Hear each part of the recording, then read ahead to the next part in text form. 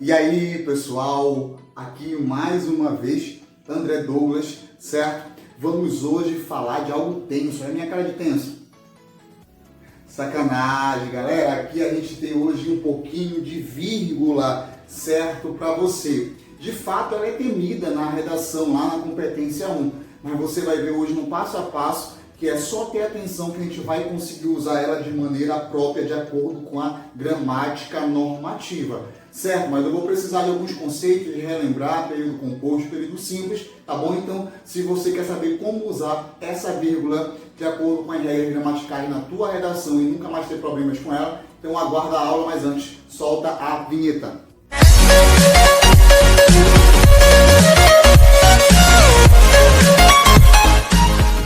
Então vamos nós, galera. A gente vai dividir essa aula de novo, fragmentar, igual como a gente fez com funções da linguagem, porque a gente tem que ir, como eu falei, no passo a passo. São muitos detalhes aí que podem acabar gerando dúvida dentro do uso da vírgula. A gente vai focar para os principais usos da redação, certinho? Então, a gente faz o primeiro momento hoje e aí depois a gente faz um novo vídeo falando do que faltar. A gente só tem que entender que a vírgula ela vai ser importante dentro de um período simples e dentro de um período composto.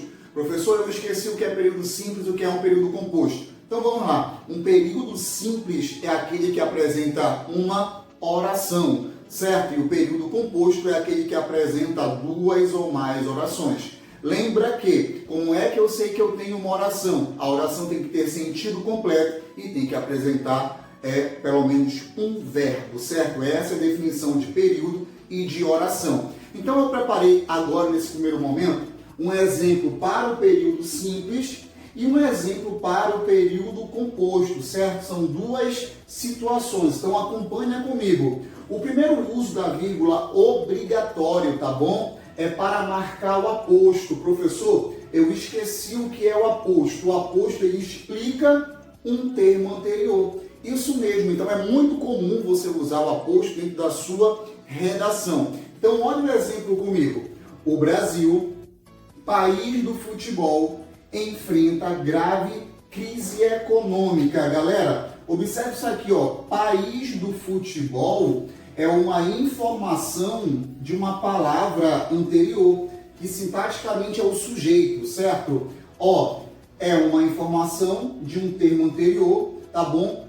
É um aposto, então obrigatoriamente eu vou isolar, porque está no meio, essa informação aí com as vírgulas. Então, isso aqui é um aposto, certinho? O aposto, segundo a gramática normativa, é um elemento acessório. O que significa isso? Eu posso retirar sem que perca o sentido. Olha lá, o Brasil enfrenta grave crise econômica. Então, de fato, isso aqui é um aposto. É uma informação acessória, como é um aposto, eu preciso colocá-lo dentro das vírgulas. Tranquilo? Te falei? Agora acompanha comigo o segundo momento. Olha só. Para separar orações coordenadas. Professor, não lembro mais. O que é oração coordenada? Pessoal, são orações o quê? Independentes. São orações independentes, certo? Ou seja, são orações que não dependem sintaticamente uma da outra. Só que nós temos ali as orações assindéticas e as orações sindéticas. Síndeto é conectivo, certo? Então, se é assindética, é aquela que não tem conectivo. As sindéticas são as que apresentam e são elas que me importam. No total, são 5 orações, certo? A obrigatoriedade para o uso da vírgula são apenas para as 3. Tá bom? A adversativa, a explicativa e a conclusiva. Nesse roteiro aí falta a aditiva e a alternativa, mas nós temos uma regra específica para ela. Em um outro momento a gente fala sobre. Tudo bem? Então vamos lá. Para separar essas orações, então, a vírgula é obrigatória quando essa oração for o quê? A adversativa. A adversativa é uma ideia de oposição. Acompanha comigo a leitura. Nosso país é maravilhoso, porém há muitas desigualdades. Galera, olha o conectivo bem aqui. Esse porém poderia ser substituído pelo mais, pelo todavia, pelo entretanto, sem problema nenhum. É muito comum até esse aqui, aparecer no dia a dia, o mais. Para a tua redação, eu aconselho usar o porém, que ele tem uma ênfase maior. Observa que eu tenho o verbo aqui, verbo de ligação, certo? E eu tenho um segundo verbo aqui, que é o verbo existir. Duas orações, período composto por coordenação. Então, obrigatoriamente eu preciso colocar uma vírgula para dividir essas orações. Nosso país é maravilhoso, vírgula. Porém, há muitas desigualdades. Eu tenho a primeira oração e eu tenho a segunda oração. Portanto, o início da oração adversativa é marcada com uma vírgula. Certinho? Isso é obrigatório. Te liga, tá bom? Segundo momento disso aqui, as orações explicativas. A explicação é uma justificativa de uma ideia anterior. Tudo bem? Então vamos lá. É necessário termos leituras críticas, pois isso gera opiniões embasadas. Observa aqui o verbo, de novo, o verbo ser, e bem aqui eu tenho o verbo gerar.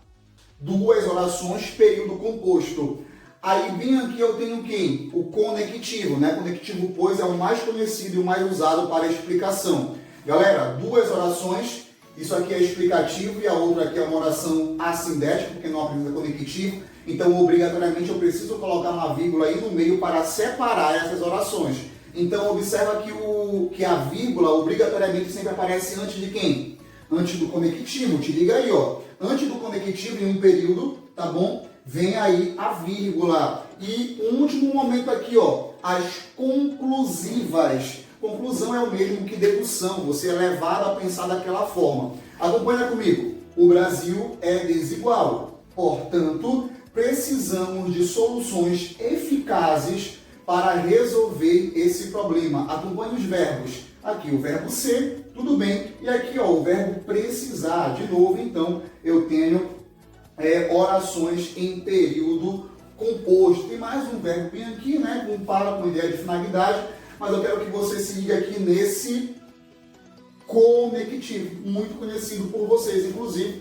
O portanto também poderia ser o logo, então, tá bom? É que dá uma ideia de conclusão. Observa, obrigatoriamente eu preciso dividir essas orações. O Brasil é desigual.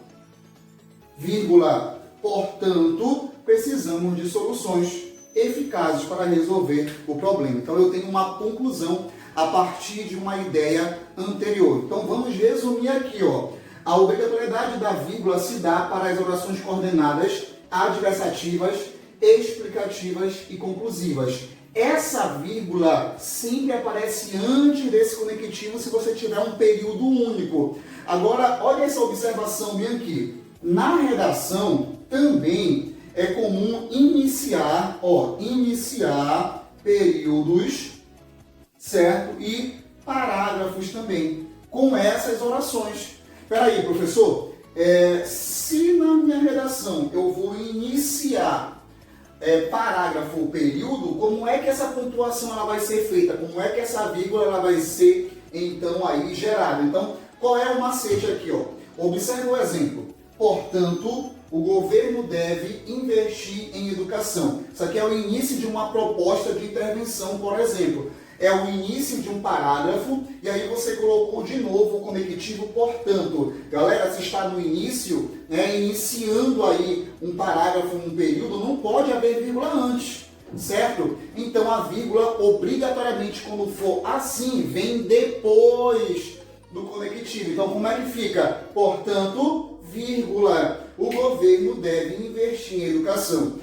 Esse raciocínio se dá tanto para a conclusiva quanto para a explicativa e a adversativa. Gravou aí? Galera, tira um print, tá bom? Tira uma foto aí que eu vou te dar mais duas situações. Eu só vou mudar o quadro aqui e aí a gente volta rapidinho. Tudo bem? Vai lá!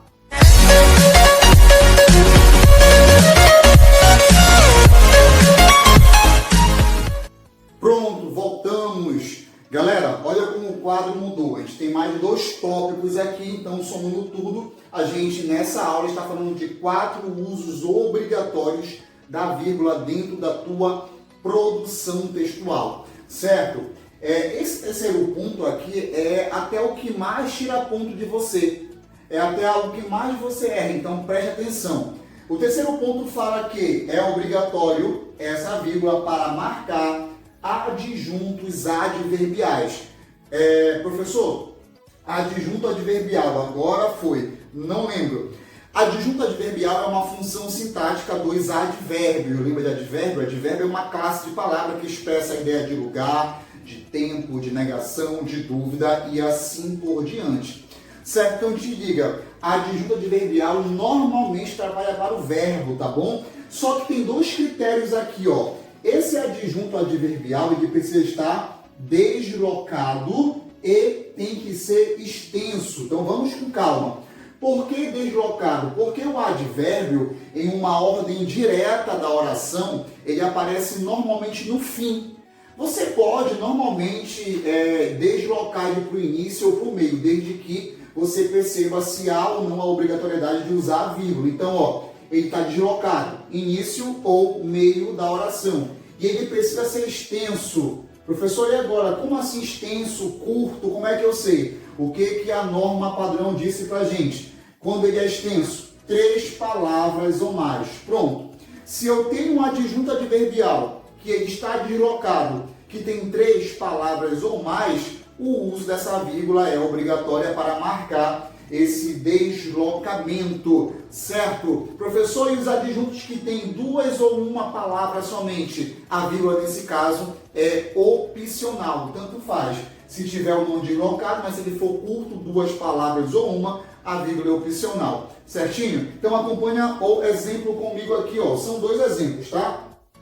Na reunião de ontem, ficou resolvido que não iremos desistir de conseguir melhorias para a empresa. Observa o início, né, aqui desse período que diz na reunião de ontem. Isso aqui dá uma ideia de lugar, né? Onde foi? Na reunião, né? Ontem também aqui dá uma ideia de tempo. Observa que é toda uma expressão adverbial. Está no início, está deslocada. Eu tenho mais de quê? Eu tenho mais de 2 palavras. Eu tenho aqui mais aqui de 2, então ele é o quê? Extenso. Lembra, para ser extenso tem que ter 3 palavras ou mais. Então, obrigatoriamente eu coloco o quê? A vírgula bem aqui. Na reunião de ontem, vírgula, ficou resolvido e assim, né, você continua o texto.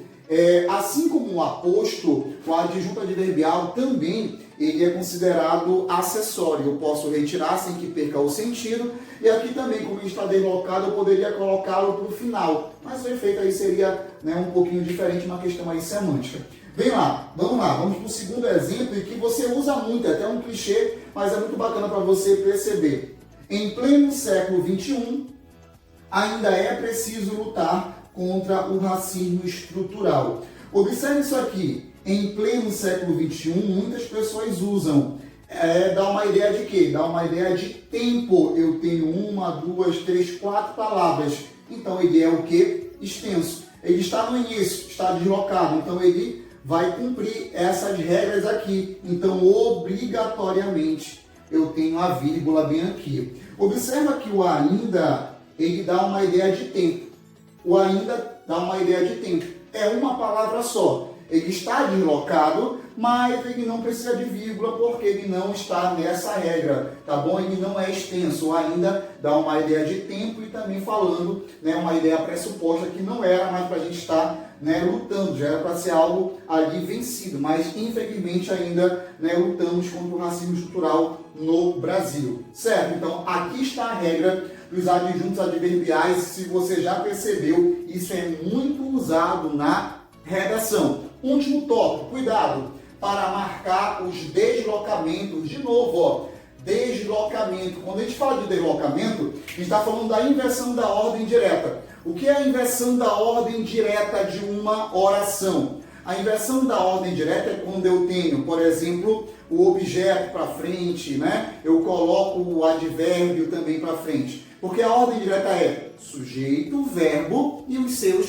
complementos e acessórios. Agora, quem é que vai estar deslocado? As orações subordinadas adverbiais. As orações subordinadas adverbiais. Professor, é a mesma coisa? Negativo, não é a mesma coisa. Por quê? Porque aqui eu tenho oração.